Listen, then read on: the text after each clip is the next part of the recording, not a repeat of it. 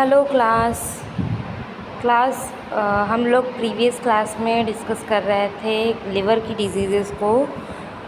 ठीक है, उसी को यहाँ पर कंटिन्यू करेंगे। एक हम लोग आज नई डिजीज़ पढ़ने वाले हैं जिसका नाम है कोलिथियासिस, या फिर इसी को हम गॉल स्टोन, गॉल ब्लैडर का स्टोन बोलते हैं। ठीक है, कोलिथियासिस या गॉल स्टोन एक ही बात है, एक ही कंडीशन है। ठीक है, पहली बात तो डिस्कस करते हैं ये गॉल स्टोन क्या होते हैं।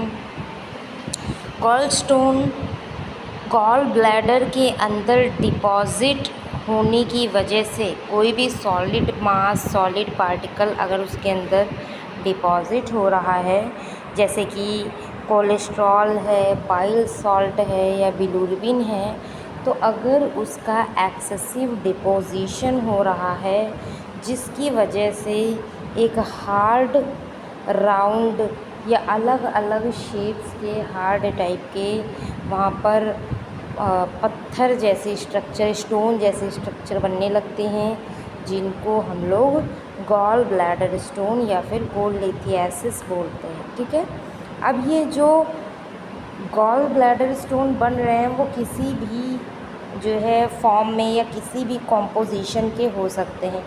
कुछ होते हैं कोलेस्ट्रॉल के स्टोन जो कि ज़्यादातर नीले रंग में दिखाई देते हैं। अगर बिलिरुबिन डिपॉज़िट के बनते हैं तो ज़्यादातर काले, भूरे या फिर डार्क ग्रीन कलर के दिखाई दे सकते हैं। ठीक है, तो उनके कलर के बिहाफ पर वो अलग अलग टाइप के दिख सकते हैं, और ये इसका रीज़न होता है क्योंकि अलग अलग कॉम्पोजिशन की वजह से बन रहे हैं, इस वजह से वो अलग अलग दिख सकते हैं। ठीक है, उसके बाद बात करेंगे ये कभी कभी एसिम्प्टोमेटिक भी हो सकते हैं। देखो, नॉर्मली तो ये एसिम्प्टोमेटिक ही होते हैं। शुरू में जब भी स्टोन बनना स्टार्ट होता है तो वो हमेशा एसिम्प्टोमेटिक दिखता है। ठीक है, लेकिन जब इसका साइज़ काफ़ी ज़्यादा इंक्रीज़ हो जाता है या ये multiple other kind of symptoms show करने लगता है, जैसे बाइल का स्टोरेज ना हो पाना जिसकी वजह से इंडाइजेशन है, पेन की कंडीशन है, जब साइज़ बहुत बड़ा हो जाता है तो काफ़ी ज़्यादा पेन भी कॉज करने लगता है। ठीक है, तब जाकर इसके सिम्टम्स शो हो सकते हैं, अदरवाइज़ ज़्यादातर ये एसिम्प्टोमेटिक फॉर्म में ही प्रेजेंट होता है। अभी हम लोग जानेंगे इसकी पैथोफिजियोलॉजी, यानी ये किस तरह से डेवलप होता है। ओके, तो पैथोफिजियोलॉजी की बात करें तो जो गॉल स्टोन है वो बाइल के सुपर सैचुरेशन की वजह से होते हैं। यानी अगर जो बाइल बन रहा है, बाइल का फॉर्मेशन हो रहा है, उसमें जो बाइल सॉल्ट प्रेजेंट हैं, बिलिरुबिन प्रेजेंट हैं, उनका अमाउंट बहुत ज़्यादा हो जाए तो, जैसा कि आपने फिजियोलॉजी में पढ़ा हुआ है, बाइल का कंपोजिशन मैंने आपको पढ़ाया है कि बाइल के अंदर वाटर का कंटेंट कितना होता है, कितना कंटेंट होता है, सॉलिड्स का कितने साल्ट्स प्रेजेंट होते हैं। तो अगर उनमें डिसबैलेंस होता है, जो कि लीवर की डिज़ीज़ की वजह से ऐसा हो सकता है, अगर लीवर में कोई प्रॉब्लम है, इन्फ्लामेशन है, तो ये चीज़ें देखने को मिल सकती हैं। ठीक है, तो अगर बाइल के कॉम्पोजिशन में चेंजमेंट आते हैं जिसकी वजह से जो है सुपर सैचुरेशन हो जाएगा बिलिरुबिन का, या फिर कोलेस्ट्रॉल बहुत ज़्यादा हो जाएगा, या फिर कोई ऐसे सब्सटेंस सॉल्ट्स, अगर बाइकार्बोनेट सॉल्ट्स बहुत ज़्यादा हो जाएंगे तो वो गॉल ब्लैडर के अंदर इकट्ठा होने लगेगा। ऐसा क्यों होगा? इसका रीज़न यही है कि नॉर्मली आपके बाइल के अंदर जितना कॉम्पोजिशन होता है इंटेस्टाइन के अंदर, उसी कॉम्पोजिशन के साथ में जाएगा।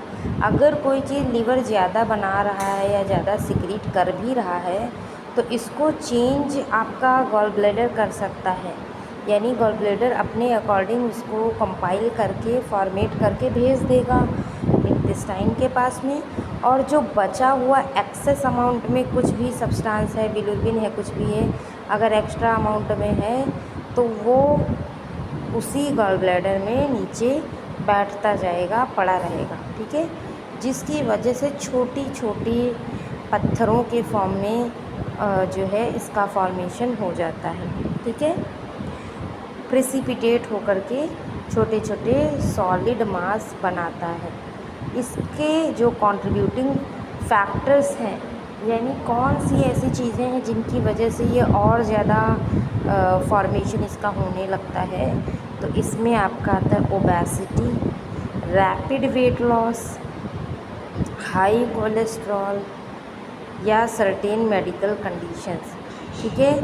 तो वेट लॉस, अगर कोई अचानक से अपना वेट लॉस कर देता है, या वो बहुत मोटापे का शिकार है, या वो हाई कोलेस्ट्रॉल डाइट लेता है, उसके डाइट में कोलेस्ट्रॉल, फैट, ये सब चीज़ें अगर ज़्यादा हैं तो भी चांसेस हैं कि उसको जो पथरी है, जो गॉल स्टोन है, वो बन जाए, ठीक है।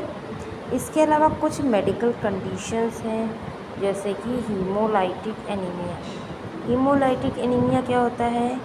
मेनली आपका जिसमें आरबीसी बहुत ज़्यादा अमाउंट में टूटना स्टार्ट कर देती है, यानी यूजुअल से ज़्यादा अमाउंट में आरबीसी ब्रेक डाउन होती है। तो जब भी आरबीसी का अमाउंट बहुत ज़्यादा टूटेगा तो बिलिरुबिन एक्सेस सिक्रीट होगा, और बिलिरुबिन का अमाउंट जब भी एक्सेस अमाउंट में सिक्रीट होगा तो चांसेस हैं कि उसको बिलिरुबिन ज़्यादा होने की वजह से डिपोजिशन होने लगे और स्टोन का फॉर्मेशन हो जाए, ठीक है। और इसके अलावा बात करें इसके क्लिनिकल फ़ीचर्स की, कि अगर ऐसा होता है तो क्या क्या क्लिनिकल फ़ीचर्स शो होते हैं।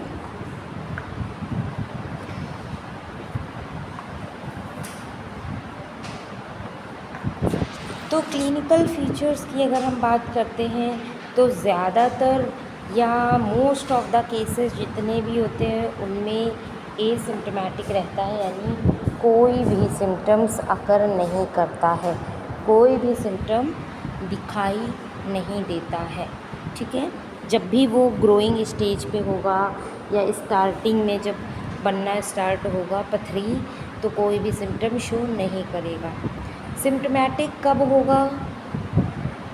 जब बाइलरी कॉलिक जो ट्यूब है, जो कॉमन बाइल डक्ट है, उसमें ऑब्स्ट्रक्शन होगा, इंडाइजेशन के केसेस होंगे, उस कंडीशन में ये जो है देखने को मिल सकता है कि इसका जो पेन वाली चीज़ें हैं, इंडाइजेशन वाली चीज़ें हैं, वो दिखाई दें, ठीक है।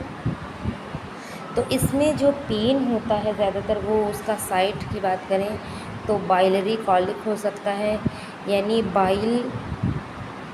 बाइल के जो ऑब्स्ट्रक्शन, बाइल का जो पाथवे है जिससे वो सिक्रीट होता है, उसमें ऑब्स्ट्रक्शन कॉज हो सकता है, जिसकी वजह से अपर क्वाड्रेंट में पेन, ठीक है, राइट अपर क्वाड्रेंट में पेन स्टार्ट होगा। पोस्ट पेरेंडियल पेन ज़्यादातर होगा। पोस्ट पेरेंडियल का मतलब है खाना खाने के बाद हमेशा, जब भी वो इंसान जो भी वो खाना खाएगा उस टाइम पे हमेशा पेन उसको होगा, ठीक है। नौजिया, चक्कर आना, वॉमिटिंग होना, और या ब्लॉटिंग, पेट में गैस बनी रहना, इस तरीके की कंडीशंस देखने को मिल सकते हैं यूजुअली, ठीक है।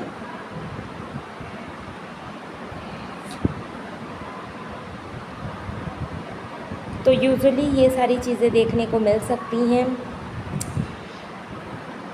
और इसके अलावा बात करें हम कॉम्प्लिकेशन की, कोलेस्टैसिस के कॉम्प्लिकेशंस की हम बात करें तो यहाँ पर बाइल डक्ट में स्टोन फंसना, देखो गॉल ब्लैडर में स्टोन होना एक अलग कंडीशन है, और बाइल डक्ट में जाकर ऑब्स्ट्रक्ट करा देना, ऑब्स्ट्रक्शन कॉज करा देना, वो अलग बात है। जिसमें से गॉल ब्लैडर में अगर स्टोन है तो वो फिर भी ओके कंडीशन है कि ठीक है, ऑपरेट करके तो निकालना ही पड़ेगा, बट फिर भी ठीक है।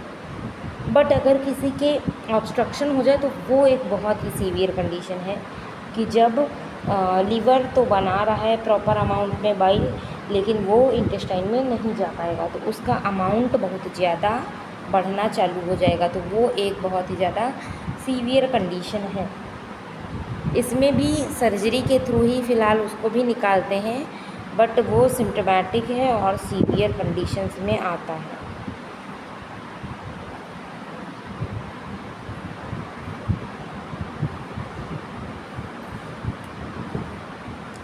इसके अलावा बात करें कि पैंक्रियाटाइटिस भी हो सकता है, ठीक है। एक तो इसका एक ड्रॉबैक है कि अगर गॉल ब्लैडर में स्टोन है तो वो कॉमन बाइल डक्ट में स्टोन पहुंच जाएगा और वहाँ पर जो है ऑब्स्ट्रक्शन कॉज कराएगा।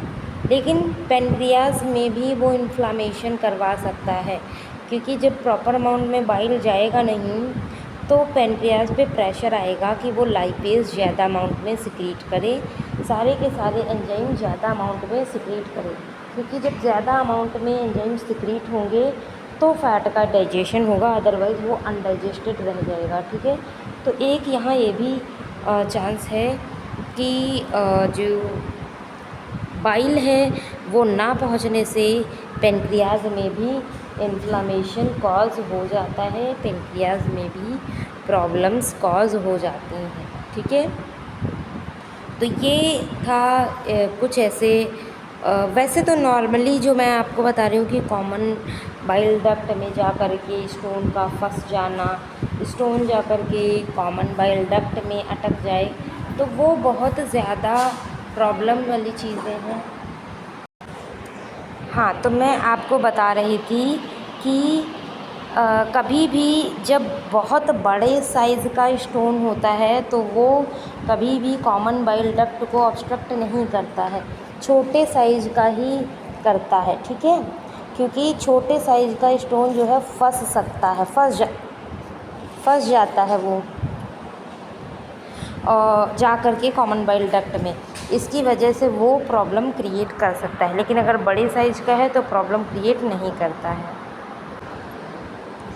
तो ये था इसके साइन एंड सिम्टम। इसके बाद में हम लोग बात करेंगे इसको डायग्नोस करने की कि कोलिस्टैसिस नहीं है, ये कोलिथियासिस की कंडीशन को कैसे आप डायग्नोस करेंगे, इसके बारे में हम लोग को डिस्कस करना है। तो सबसे पहले डायग्नोसिस का जो तरीका है, जो सबसे मेथड अच्छा है, वो है ultrasound. Ultrasound is best method for detecting cholelithiasis या गॉल स्टोन, क्योंकि ये एक शेप, साइज़ किस टाइप का है, कितने हैं, मल्टीपल हैं या एक सिंगल है, बड़ा सा है, कैसा है, ये उसकी पूरी इन्फॉर्मेशन दे देता है, ठीक है। अब अगर बात करें टेस्ट की तो यहाँ पर एलएफटी काम नहीं आएगा, ठीक है। एलएफटी के हेल्प से आप कंफर्मेटरी टेस्ट को नहीं बता सकते हैं कि वो किस टाइप का स्टोन है या किस तरीके का है, कितना बड़ा है साइज में, छोटा है, बड़ा है, ऐसा, ठीक है। तो इसके लिए आपको मेनली जो है सीटी या फिर एमआरआई या फिर अल्ट्रासाउंड पे ही डिपेंड रहना पड़ता है। दूसरी चीज़, अल्ट्रासाउंड के अलावा सीटी एंड एमआरआई भी एक बेहतरीन साबित होते हैं एज अ टेस्ट, ठीक है। ईआरसीपी यानी एंडोस्कोपिक रेट्रोग्रेड कोलंजियो पैनक्रियाटोग्राफी, यानी ये liver, pancreas, common bile duct, इन सभी को साथ में ये डायग्नोस करके बताता है और कि स्टोन कहाँ पर है, इसका साइज़ क्या है, किस टाइप का है, ठीक है। तो ईआरसीपी थोड़ा सा एडवांस है, नॉर्मली लोग नहीं कराते हैं, बट अल्ट्रासाउंड, सीटी, एमआरआई के हेल्प से आप अच्छे से बता पाते हैं, ठीक है। फिर हम लोग बात करेंगे इसके ट्रीटमेंट की। तो एसिम्प्टोमेटिक होता है ना, तो हम इसको जब तक ट्रीटमेंट के लिए हम नहीं इसको रेकमेंड करते हैं कि हाँ बहुत ज़्यादा, क्योंकि कॉम्प्लिकेशन डेवलप हो सकती हैं ट्रीटमेंट से, तो इसलिए हमको नहीं ट्रीटमेंट करना है या हमें इग्नोर करना है। बस हमें डाइटरी सोर्सेज पे, डाइटरी चीज़ों को देखो, रिवर्स तो नहीं कर सकते हैं इसको, इस कंडीशन को हम लोग रिवर्सिबल ये नहीं है, ऐसा नहीं कर सकते हैं कि हाँ ठीक है वो कोई दवा दे दें तो वो स्टोन गल जाए या कुछ ऐसा हो जाए, ऐसा बिल्कुल भी नहीं है। तो इसके लिए अगर वो एसिम्प्टोमेटिक है तो हम इस पे कुछ नहीं रिएक्शन देते हैं, लेकिन अगर वो सिम्प्टोमेटिक है तो हम इसके लिए ट्रीटमेंट करते हैं। तो अगर सिम्प्टोमेटिक है तो लेप्रोस्कोपिक कोलेसिस्टेक्टोमी होता है, यानी completely removal of gall bladder. और हाँ, तो एक रिमूवल ही इसका मेथड है, तरीका है, अदरवाइज़ कोई तरीका नहीं है। लेकिन अब ERCP आ गया है, अब ये बाइल स्टोन को तोड़ करके निकाल देता है ERCP विदाउट कोलेसिस्टोमी। कभी कभी कोलेस्टोमी भी परफॉर्म करना पड़ता है, ठीक है। तो it is all about this. तो ये हो गई एक कंडीशन जिसमें हम लोग देखते हैं कि किस तरह से ट्रीटमेंट करना है, क्या चीज़ें करनी है। उसके बाद में अगली जो डिज़ीज़ हम लोग को पढ़नी है वो है पेनक्रियाटाइटिस, यानी इन्फ्लामेशन ऑफ पेनक्रियाज। लेकिन इसको पढ़ने से पहले मैं आपको एक इन्फॉर्मेशन दूंगी कि अगर आप अपना मेडिकल स्टोर चला रहे हैं और उसे फार्मा क्लिनिक में चेंज करना चाहते हैं तो आपके लिए बेस्ट है टेली मेडिसिन कोर्स। इसमें आपको बताया जाएगा कैसे आप अपने मेडिकल स्टोर को कॉरपोरेट मेडिकल स्टोर से बेहतर कर सकते हैं और हेल्थ केयर का इकोसिस्टम डेवलपमेंट कर सकते हैं। इसमें आप डॉक्टर से ऑडियो कॉल, वीडियो कॉल पे कनेक्ट हो सकते हैं। इस कोर्स की कंप्लीट फ़ीस 25,000 रुपीज़ है। और if you are interested in that course you can contact us by given number on the screen. Okay class, तो अब हम लोग पढ़ेंगे पेनक्रियाटाइटिस, यानी कि इन्फ्लामेशन ऑफ पेनक्रियाज। पेनक्रियाटाइटिस आपको इसके नाम से कंफर्म हो रहा होगा कि ये इन्फ्लामेशन ऑफ पेनक्रियाज को डिक्टेट करेगा। यानी जब भी पेनक्रियाज में कोई इन्फ्लामेशन हो, पेनक्रियाज इन्फ्लेम्ड हो जाए, वो किसी भी रीजन से हो, किसी भी वजह से हो सकता है, उस कंडीशन में ये टर्म यूज़ होता है पेनक्रियाटाइटिस। अब वो इन्फ्लामेशन चाहे वो एक्यूट हो, क्रॉनिक हो, और उसका रीज़न भी कई सारे रीज़न हो सकते हैं, यानी कोई एक रीज़न इन्फ्लामेशन के लिए नहीं है।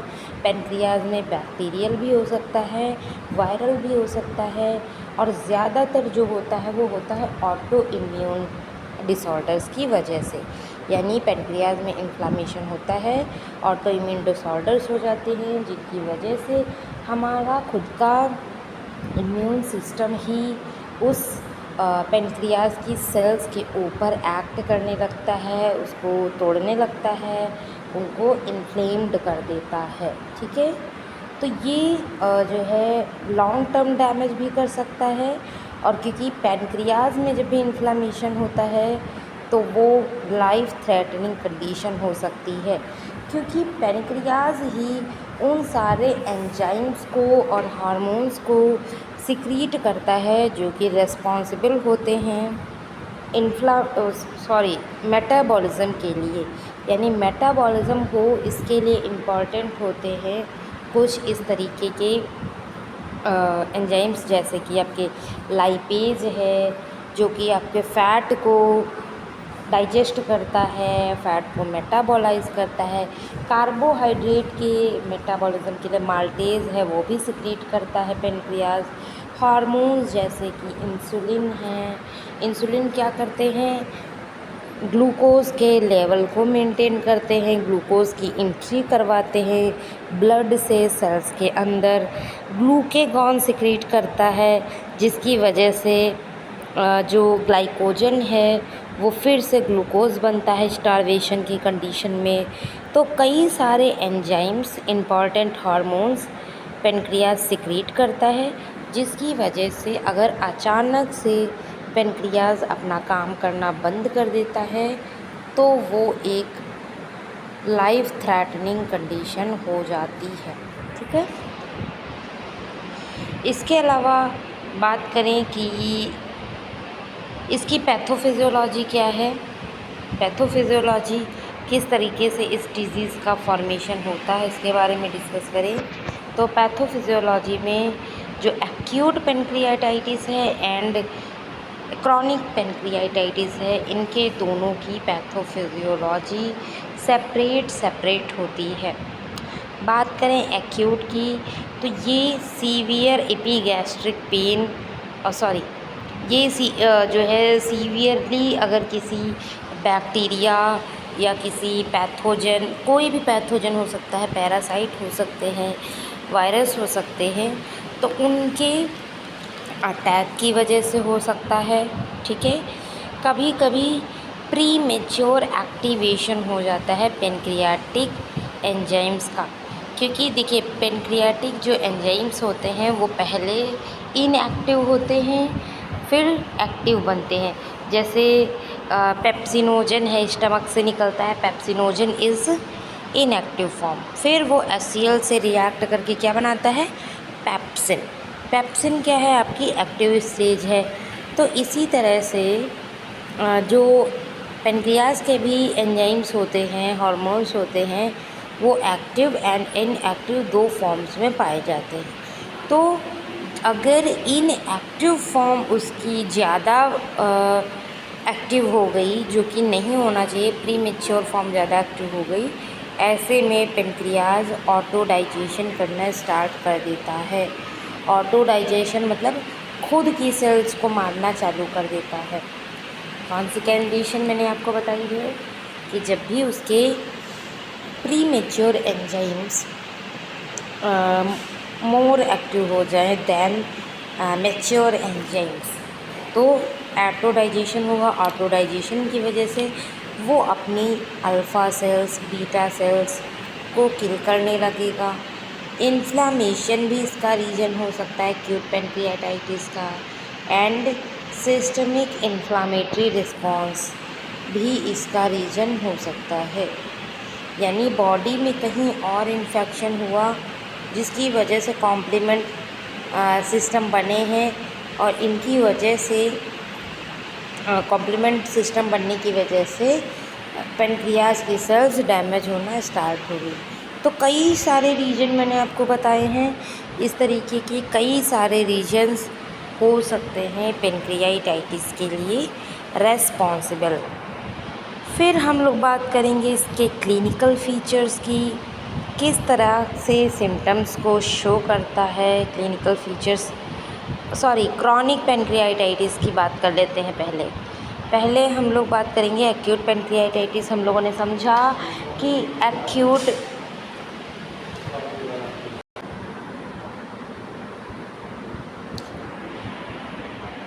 क्रॉनिक कंडीशन में हम लोग क्या देखेंगे, इसका रीज़न क्या हो सकता है या क्या क्लिनिकल फीचर्स इसके अंदर शो होंगे। तो सबसे पहले जब बार बार एक्यूट इन्फ्लामेशन किसी को होगा, ठीक है, बार बार एक बार हो रहा है फिर ठीक हो रहा है एक्यूट इन्फ्लामेशन, फिर उसको एक्यूट इन्फ्लामेशन हो रहा है, तो जब रिपीटेड एपिसोड्स होते हैं तो क्रॉनिक इन्फ्लामेशन का फीचर ही यही होता है कि लंबे समय तक एक्यूट इन्फ्लामेशन बना रहे, यानी कि repeated episodes of acute inflammation. तो जब भी ऐसा होता है तो हमको कंडीशन देखने को मिलती है क्रॉनिक पेनक्रियाटाइटिस की। इसमें क्या होता है, जो डैमेज होता है वो परमानेंट टाइप का होता है, आप सभी को पता है क्रॉनिक में यही होता ही है। क्रॉनिक इन्फ्लामेशन में फाइब्रोसिस होगी, एक्सोक्राइन और एंडोक्राइन इसके दोनों फंक्शन मतलब काम करना बंद कर देंगे, फंक्शन नहीं कर पाएंगे। ठीक है। अब ज़्यादातर ये होता है गॉल स्टोन की वजह से, या जेनेटिक होता है किसी किसी को, और बहुत ज़्यादा अल्कोहल इंटेक की वजह से भी होता है। तो इसके रीज़न कई सारे मैंने आपको बताए। ठीक है। बात करें इसके क्लिनिकल फ़ीचर्स की, यानी कि क्या सिम्टम देखने को मिलेंगे, तो फ़ीचर्स भी दोनों के अलग अलग हैं। एक्यूट इन्फ्लामेशन के फ़ीचर्स अलग हैं, क्रॉनिक के अलग हैं। एक्यूट में आपको देखने को मिलेगा कि सीवियर एपिगैस्ट्रिक पेन है जो कि बैक तक रेडिएट हो रहा है, यानी पेट के रीजन से पेन उठता है और बैक तक जाता है। ठीक है। नौज़िया, वॉमिटिंग, फ़ीवर, इस तरीके के साइन देखने को मिलते हैं।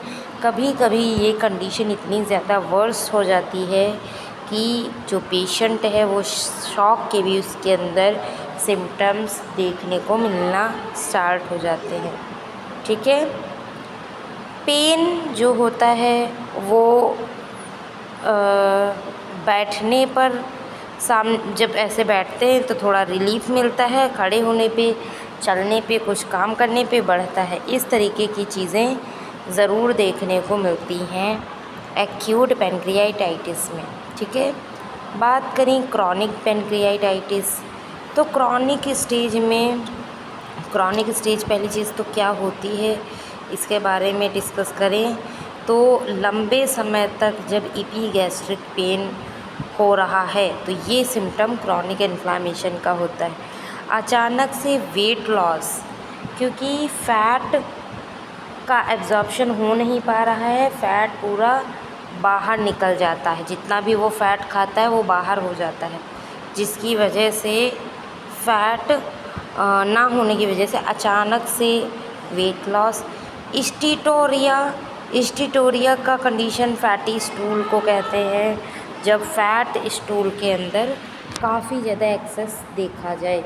अब क्योंकि फ़ैट का एब्जॉर्प्शन नहीं हो रहा है, वो एज़ इट इज़ बाहर हो रहा है, तो ये रीज़न उसका होता है। डायबिटीज़ की अगर हम बात करें, पैनक्रियाटिक इनसफिशिएंसी की वजह से डायबिटीज़ भी होगा, क्योंकि इंसुलिन सिक्रीट नहीं हो पाएगा, और इंसुलिन आपको पता ही है डायबिटीज़ के लिए इम्पॉर्टेंट होता है, तो डायबिटीज़ भी यहाँ पर देखने को मिलता है एज अ सिम्टम। क्योंकि इंसुलिन की इनसफिशिएंसी तुरंत ही डायबिटीज़ को कॉज़ करती है, इसमें डायबिटीज़ बहुत ही ज़्यादा कॉमन होता है कॉज़ होना।